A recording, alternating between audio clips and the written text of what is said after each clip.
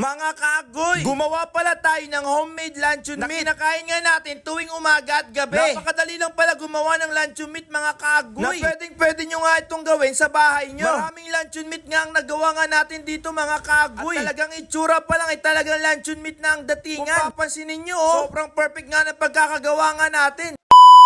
Gagawa nga tayo ng sarili nating luncheon meat. Akala ko nga ay sobrang hirap nga gawin ito. Yun pala ay napakadali lang naman gawin. Bali, bumili pala tayo dito ng giniling na baboy. At 2 kilo nga binili nga natin. Dahil nagiling na yun, mga kaagoy, ipapagiling pa natin yan ng maigi hanggang mapino nga. Sa paggagawa nga ng luncheon meat ay kailangan nga dito, mga tol, na yung karne natin ay talagang pinong-pino. At napakadali lang nga ito gawin kapag susundan nyo nga lang ng tama yung pagkakagawa nga nito. Ang akala ko talaga ay sobrang hirap gawin talaga itong luncheon meat. Siyempre gagamitin pa kasi yan ng machine. Pero sa atin, mga kaagoy, ay mano-mano nga nating gagawin ang paggagawa ng luncheon meat na talagang sobrang magkaparehas talaga sa mga nabibili nga natin sa palengke. Bali, ang una natin gagawin ay hugasan nga natin itong nagiling na baboy. Sa part ng baboy ay kasim pa lang ginamit natin dyan. Mas maganda kasi kung medyo may konting taba-taba. Gagawin nga natin na luncheon meat. At habang pinapatuyo nga natin yung karne nga natin, mga kaagoy, ready ko naman yung mga kakailanganin nga natin. 4 na measuring cup nga ang nilagay nga natin dito na cornstarch para mas lalong kumapit nga ito sa ating baboy. Bali, gagamit nga tayo dito ng pink salt na magpapahaba nga ng buhay ng ating luncheon meat. Isang kutsarita nga lang ang ating nilagay dito. Kailangan talaga natin ng pink salt kapag gagawa nga tayo mismo ng maramihan na luncheon meat. At pagkatapos nga, mga kaagoy, maglalagay naman tayo dito ng asukal. Ngayon naman, sa paglalagay nga ng asukal, nakadepende sa inyo kung gusto nyo nga matamis ang luncheon meat nyo. Sa atin, mga tol, saktual lang naman. At gagamit nga tayo dito ng patis. 2 kutsarita lang naman ang nilagay natin dito. Tumbas nga ng 2 kilo. Paglalagay naman ng tubig, mga kaagoy, kailangan lang naman natin tansyahin. Hindi gaanong malapot at malabnaw, basta saktual lang. Paglalagay naman na natin lahat ng mga ingredients, saka naman na natin ito haluin ng maigi. Yan lang naman ang kailangan natin, mga kaagoy, para makagawa nga ng masarap na luncheon meat. At ngayon naman, para naman sa giniling na karne natin, lang naman kayo ng malaking lalagyanan para ilagay nga ito. Sa bilao nga natin ito nilagay, mga pre. Mukhang kasya naman dito. Ipag-mix naman na natin dito yung mga dinisolve natin na dry ingredients. Ganyan lang kadali, mga tol. Walang kahirap-hirap, mano-mano yan. At pinakamaganda, pwede mo pa nga itong pang negosyo. Kapag ikaw mismo ang gagawa ng luncheon meat, baka makarami ka pa ng benta. Kapag tanto-tanto ko nga, mga kaagoy, na hindi pala kakasya sa akin bilao, kaya nilipat ko na nga lang ito sa malaking talyase. Para mahalo nga natin ng maigi yung mga nilagay nga natin dito na ingredients. Kapag halo nga, mga kaagoy, umaabot nga tayo dito ng mga 15 minuto. Abay, syempre, para mas talong kumapit yung mga nilagay nga natin na sangkap ng pampalasa dito sa ating luncheon meat. Isa nga ito sa mga pinaka-paborito ko ang kinakain kapag nagluluto nga si mama ng luncheon meat. Pero ngayon, hindi ako makapaniwala na kaya ko na palang gumawa ng sarili kong luncheon meat. At partida pa nga, mga kaagoy, wala pa nga akong gamit na machine dyan. Mano nga lang natin ginawa mismo yung ating luncheon meat. Nga natin na paghahalo, mga tol, maghahanap naman tayo ng malinis na lalagyanan. Bali, ang nahanap ko pala na lalagyanan ay itong aluminum tray na nabili nga natin sa palengke. Kung meron man kayong magandang lalagyanan, saktong-sakto parang luncheon meat, pwede nyo ang gamitin yan. At kung wala naman, pwede naman kayong gumamit ng lanera, yung ginagamit sa leche plan. Marami-rami nga itong niluto nga natin, mga tol. Ang gagawin ko pala dito, i-stock nga natin ito sa ref. Meron nga kaming pang ulam, wala nga kaming makain dito sa bahay. Ganito na nga itsura ng ating aluminum tray kapag nilagyan mo na nga na pang luncheon meat. Kung gusto nyo itong video na to, mga tol, subukan nyo nga gawin itong ginagawa nga natin na luncheon meat. Comment naman kung taga-saan ka para alam ko kung saan napadpad nga ang video na to. At kapag nailagay na nga natin lahat sa tray, ipapantay lang naman natin ito gamit ang kutsarita. Kapag naluto nga, pantay na pantay nga ito. Kaya nilabas ko na nga agad itong ating steamer na gagamitin para maluto nga itong ating luncheon meat. At maglalagay na nga tayo ng tubig sa ating lalagyanan. Kailangan muna nga natin ito pakuluin bago nga natin ilagay yung ating nagawang luncheon meat. Sa pagpapakuluan ng ganito, mga tol, umaabot nga tayo ng mga 1 oras. Pero nakadepende nga yan, mga kaagoy, kung gaano kakapal at kanipis ang gagawin mo nga luncheon meat. Yung sa atin kasi, mga kaagoy, sobrang kapal, sobrang laki talaga. Kaya posible talaga, mga tol, na umabot talaga tayo sa 1 oras bago nga maluto ito. Nag-ready na nga rin akong aluminum dito para nga takpan itong mga gagawin nga natin na luncheon meat. Sobrang basic nga lang gumawa na mismong sarili mong luncheon meat. Kaya hindi mo na nga talaga kailangan pumunta ng palengke para makabili ka nga ng luncheon meat. Dahil medyo may kamahalan nga mismo ang luncheon meat sa palengke. Pero kapag ikaw ang gagawa, makakarami ka pa nga ng gawa, marami ka pang stock, ma-enjoy mo pa nga ang pagluluto. 6 nga na aluminum tray nga ang nagawa nga natin na pang luncheon meat. Diba, mga kaagoy, ganito lang ginagawa ang luncheon meat? Kayang-kaya pala natin gawin yung inaakala natin na hindi natin kayang gawin. At bali, naka-fast forward na nga ito, mga tol. Ito nga ang magiging itsura ng ating luncheon meat kapag medyo okay na nga ito. At ito naman yung itsura, mga kaagoy, na luto na nga. Pwede na nga natin itong kainin. Ito nga lang kadali gumawa mismo ng luncheon meat. Diba, mga tol, nakakamangha? Nakagawa nga tayo ng maraming luncheon meat dito sa bahay. Hindi nga ako makapaniwala. Makakagawa nga ako ng ganito kalaki at kasarap na luncheon meat. Proud na naman ako sa sarili ko, mga tol. Mas nakatipid nga ako sa ginawa nga natin. Kaya kung gusto nyo makatipid mga kaagoy,